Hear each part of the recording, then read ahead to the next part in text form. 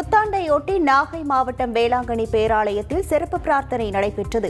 இதில் தஞ்சை மறை மாவட்ட ஆயர் சகாயராஜ் 2024ஆம் ஆண்டிற்கு நன்றி தெரிவித்தும் புத்தாண்டை வரவேற்றும் திருப்பலி நடத்தினார். அப்போது இந்திய கலாச்சாரப்படி பாதிரியார்களுக்கு கும்ப மரியாதை செலுத்தப்பட்டது. இதில் மத வேறுபாடின்றி பல்லாயிரக்கணக்கானோர் கலந்து கொண்டனர்.